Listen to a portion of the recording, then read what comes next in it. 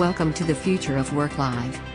Hosted by Mark Salisbury, author of the new book, Socrates Digital for Learning and Problem Solving. Each 25-minute episode with Mark and his guests prepares you for the upcoming new world of work.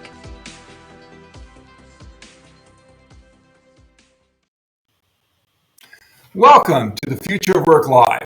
I'm Mark Salisbury, your host. Today, Lynn Stansberry Brusnahan will be my guest, and she will discuss how we can build bridges from school to work for individuals with autism. And Lynn, to tell you a little bit about her, she is a professor at the University of St. Thomas in the School of Education in the Department of Special Education. So she's the parent of an adult son with autism. In 2012, she was named Autism Society of America's Professional of the Year. She currently serves on the Council for Exceptional Children's Division on Autism and Development Disabilities National Board.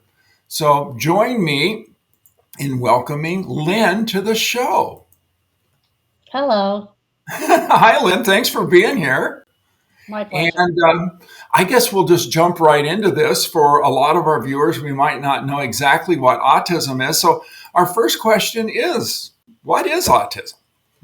Good question to start with. Autism is a neurodevelopmental category in which individuals on a spectrum experience characteristics and challenges in social communication and a cluster of behaviors, such as experiencing sensory stimuli differently, preferring predictable environments, and or an intense focus on an area of interest.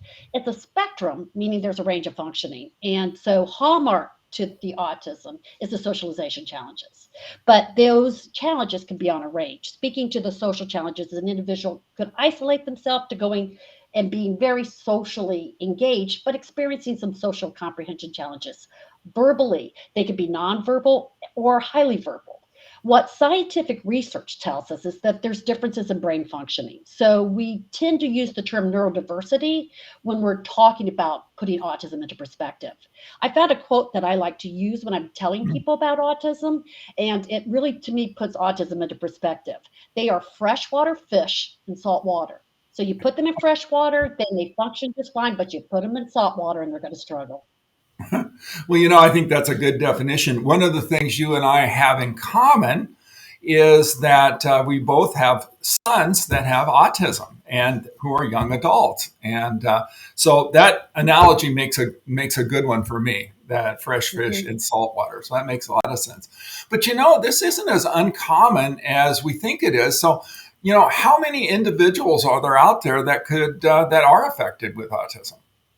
Well, when we see the data in the media, what they're usually looking at is the Centers for Disease Control and Prevention's prevalence data. And it's important to understand that prevalence data is a population at a given time. And so what CDC is looking at, they're exploring 8-year-olds in specific states, a sampling of states, and they estimate about 1 in 44 currently 8-year-olds have been identified with autism. And that equates, Mark, if you think about, to 23 in 1,000. And if you put that in perspective, in the 1990s, that number was 2 to 7 per 1,000. So we have seen better identification, perhaps, or increases in individuals being identified. Yeah, that's true. And it also happens when people are adults. I have a nephew that has just been diagnosed with autism, and he's a young adult. And and his reaction to it was, well, that explains a lot of things, right? And so it helps you know who he is. A lot. Yeah. Mark, with the adults and identification. If anyone's interested and wants to know where to go to look for information, more information on just what the characteristics are, I'll provide a couple of resources really quickly. The Autism Society of America, Autism Navigator, and the Centers for Disease Control and Prevention have a nice list of the characteristics associated with autism. And I am seeing that a lot, though. I'm seeing college students in courses coming to the realization as they go through the characteristics that perhaps they're on the spectrum themselves. Yeah, that's exactly right. And so, let's go to, as you know, the name of this show is The Future of Work. And so one of the things that we expect in the future and can anticipate and prepare for is this neurodiversity that you talked about. So what is the role of schools in preparing individuals with autism for the workplace? Well, the future of work requires individuals with disabilities such as autism to receive services and supports during their elementary and secondary education. Before graduation, we have to start thinking about this.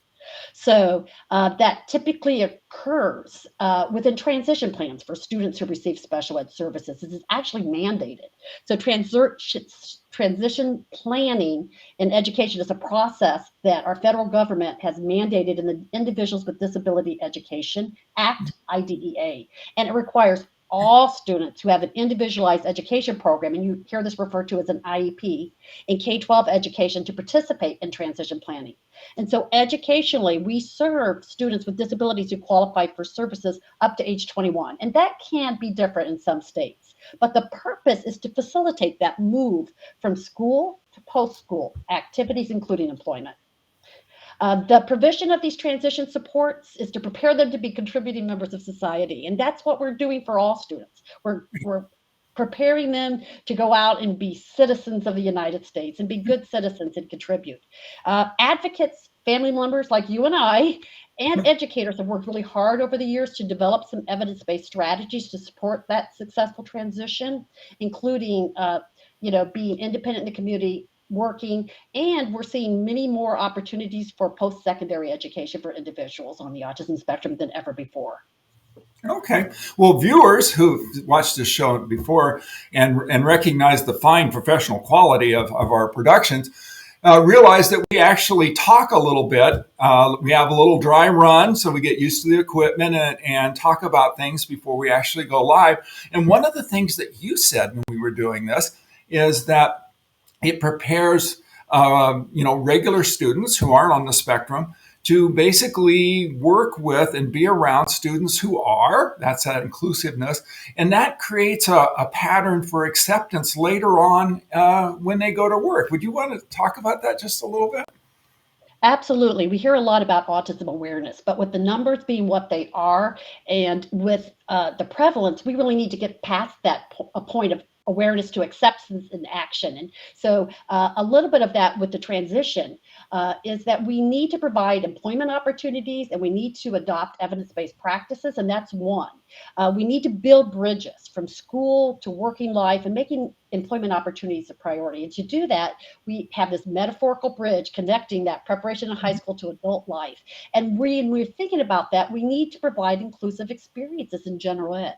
And one of the reasons is that we want our individuals to be with their peers. In our high schools are sitting our future society, and those future society are our employers.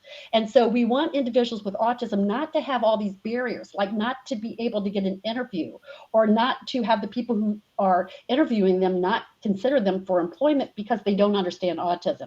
And when we have inclusion in general education while they're still in school, elementary, middle, and high school, individuals grow much more accepting. So they're not going to say, well, we shouldn't interview this person. They're going to say, oh, I had people in high school with me that had autism. Yeah, we should let them interview because they're going to make a great employee. And other things to do in schools, really think about providing real world experiences as well. Individuals, while they're in high school, they can be volunteering. They can even seek paid employment opportunities. They can work as interns. They can shadow. And so we want to make sure as educators listening that you are really providing those classes to help them create those skills that they need for vocations and careers. And combining academic and vocational approaches is really important. A lot of times educators tell me, Mark, we don't have time to prepare them because we're so busy. I've got to teach them math. Well, teach them math in a real world application way that they can actually utilize that. I have a fun story. When my son was in high school, Mark, they provided these opportunities for him. And I really wanted him to do things that he loved. I don't want him, folding towels if he doesn't love to fold towels. So he loves animals, so they provided him opportunities. He worked at an urban farm. They had goats, they had turkeys, they had chicken, they had fish. He loved going there. And it was so funny. One day I picked him up. He had a dental appointment. And he said, I'm sorry I'm a little late. I had to stop by and talk to my supervisor. I had to ask him if the chicken chickens were supposed to be out. And I'm like, were they supposed to be out? He's like, no, they're not supposed to be out. His eyes were that big. Another opportunity he had, which I was thrilled about, he worked at Discovery World, a science museum, and there they had an aquarium section.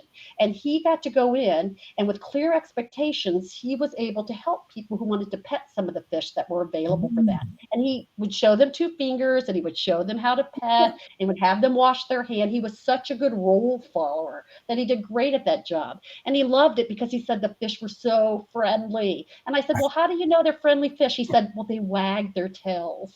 So he knew they were friendly. But I mean, those are the kind of opportunities we can provide to help them learn what do they love to do and what do they want to do, because no one should work in jobs that they don't enjoy. Yeah. And that's true for all of us, I think. Exactly. Mhm. Yeah. Well, let's go on to our next kind of aspect of this. And that is, how can we improve the transition from school to work for these individuals? And so we've already kind of touched on that. Absolutely. We can pay attention to the kind of courses we set them up with so that we're preparing them with the skills that will lead to the employment that they'd like to seek. So, and really do some person-centered planning where we say, what are your life goals? What do you want to do? And making sure we're planning around that person-centered planning and helping them. And, not to squash dreams, but to have like high expectations. So maybe they're only 5 foot tall and they never played high school basketball, but they love sports and they want to work in the field with basketball. There's things that can be done in the basketball arena where they can live out that joy of being part of the sport that they love. So really thinking about building on strengths, taking that asset-based, strength-based approach is really important, and not to focus on what individuals can't do. Yeah, that's right. And my son, who has autism, he was fascinated by Jurassic Park.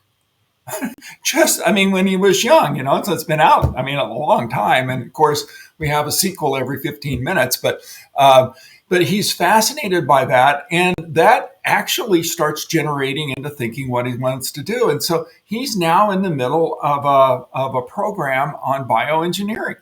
And so he's doing that. And I know, and he would not say this, but I know a lot of that is that idea was planted in his head so long ago. And so he's following his passion in a way. And you can tell the difference between that and regular classes that he takes. And that's the lovely thing about individuals with autism is a lot of them have very specific interests and ideas about, things, and to really figure out what those strengths are, what those interests are, and really build on those. And that's what I did with my son and his love of animals, and that's what your son is doing with his love of Jurassic Park. We actually went to Kauai, and I think they filmed some of Jurassic Park there. We drove by to take a look. So my son enjoys that as well. Yeah, very good. Well, let's go to this part, which I just think is fascinating. And that's the idea is that, what can organizations do to ensure success of employees with autism? And so I'm saying on the other side, so as, we talked a little bit, there's been stuff around for a long time trying to basically prepare students that are on the spectrum to be normal, whatever that is, and fit in. And then you and I recognize that maybe that's not so great because they bring things that are just extraordinary. But on the other side, as employers, how can we basically ensure that these people that are on the spectrum who are our employees can actually be more successful than if we didn't try to do some things? Well, I think it starts with a good job match. So finding out something that they're interested in doing, and also thinking about a sensory friendly work environment. If we can find a good match, that's great. But we really don't want to provide barriers that they can't work in certain sites because of the sensory environment. So just figuring out how can we make an environment more sensory friendly so that individuals can excel in their employment. So looking at the noise, visual input, the odors, and there's things we can do. There's headsets, we can put cotton in our ears. We can do simple things as far as accommodations and modifications. So the work environment, being clear in describing required task and communication, really clear job descriptions, providing and teaching predictable schedules and routine, Some might need a job aid at the beginning, but once they have those predictable schedules and routines, they could be set. Like if, as long as, we're, in case there's a surprise or disruption happening, that we give a little like preparation for that upcoming change. Or if there's new task involved, that we think about, making sure they have the skills and the preparation. If it's a big task, think about breaking it down into small chunks so that individuals can learn each step and scaffold over that. And then a lot of times socially, where individuals have trouble with employment, is that there's this hidden curriculum to expectations. And sometimes we just learn those from our observation of the social environment. But because individuals with autism miss some of the social nuances, they really need to be told this is the expectation. I'll give an example. If anybody is watching today and you get to watch the documentary called Today's Man, it talks about an individual with autism in employment settings. And he just got a job he loved. He was at a theater production company and he was the receptionist. Well, no one told him that the expectation was that you should say that you like all of the things that we produce. And someone came in and wanted their money back from a play that they saw because they thought it was really bad. And I think he agreed with them that it was a really bad production. So that wasn't his fault. They should have said up front, like, don't talk about the quality of our productions. If they had told him that in advance, he wouldn't have gotten in trouble. So a mentor can help, ongoing feedback. Yeah. See, now you and I can share a chuckle about that because it's obvious, isn't it? Right. My son were there. He would absolutely do that. And so, yeah, I just find that really fascinating.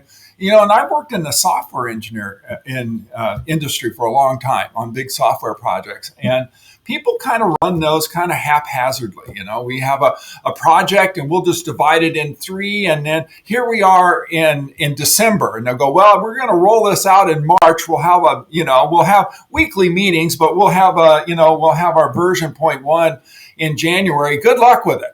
Right. And that's not going to work with, I know, my son and the other people that I had. I teach at a university, as do you. And so I have some of these students, and then I take a little care to work with them and saying, if this is the big project, how can we break these down into little steps? And then, oh, by the way, let's not talk about delivering this in March. Let's talk about what you're going to do next Thursday. Right. And I just realized you have way more success for that. And I think that's what organizations can do too. Once they realize that you have to do a little more planning, you have to do a little more checking in. But guess what? They get it done, right? And that's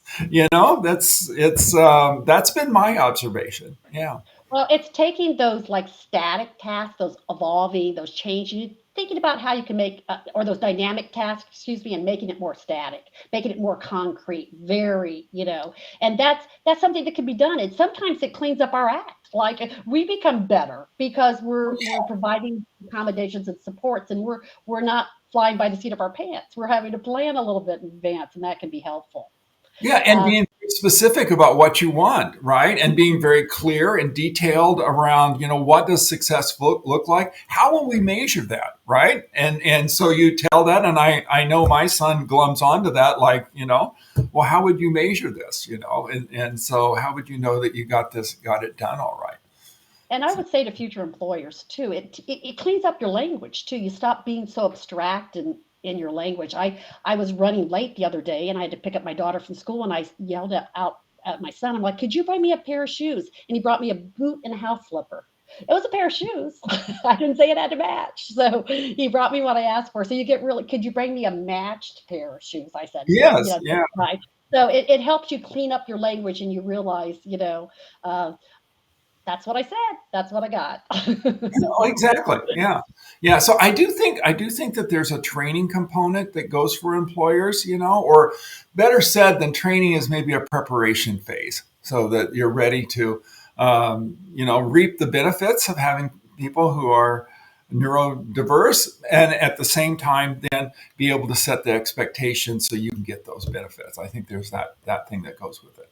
And if people are working, if individuals with autism are working with vocational rehabilitation services, a lot of times they're able to provide a job aid or job support Yeah. at the beginning. And the goal is always to fade that for independence. And it can absolutely happen once the routines are predictable and the expectations are clear and everything's set out.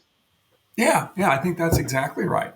Well, let's move to a little bit about what you're doing at the University of St. Thomas. And for people who have watched this show before, you know that this is the chance we give our guests the chance to plug something that they're really interested in. And so I know that University of St. Thomas does offer a number of certificates and degrees around this, and maybe you can explain that to us. Absolutely. Currently at the University of St. Thomas in the School of Education, Department of Special Education, we do have autism specific programming.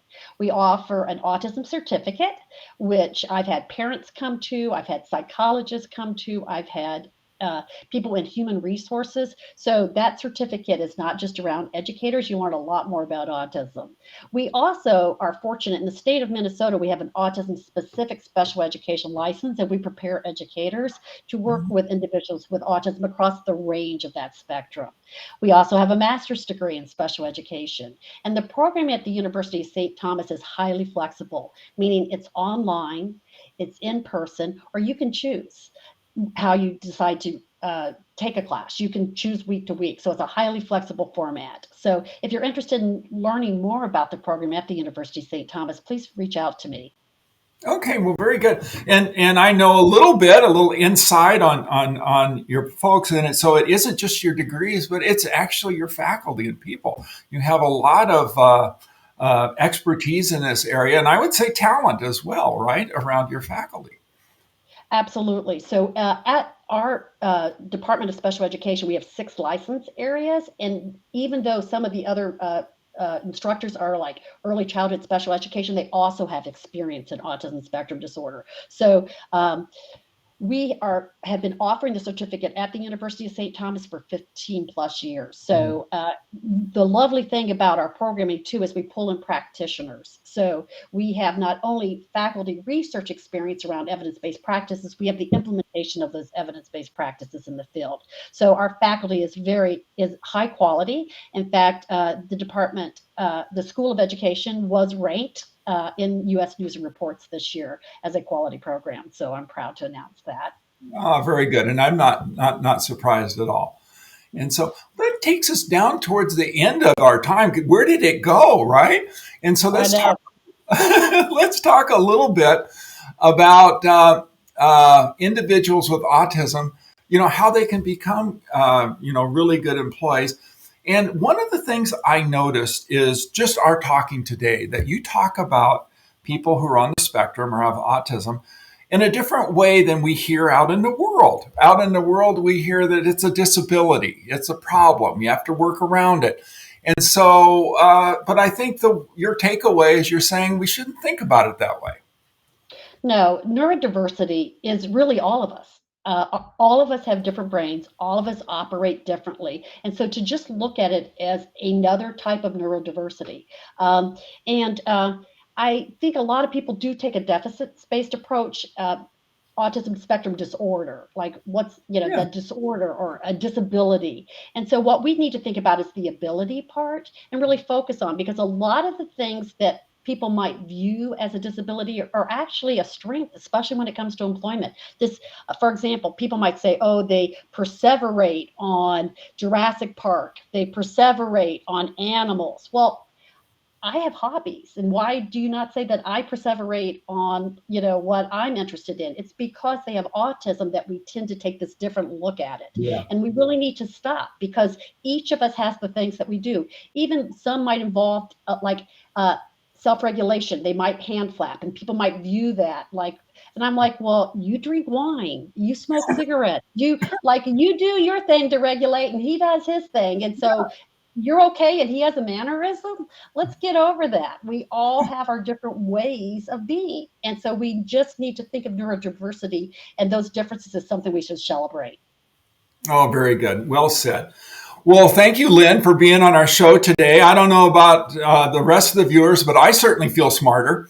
So I appreciate you coming on. And I want to remind our folks that we are now doing Tuesdays at 1 p.m. Central Time, and that'll be our next episode. And so we'll see you then. Thanks again, Lynn. Thanks for being on our show. Absolutely. And, this is the part where I could put the part where we finish.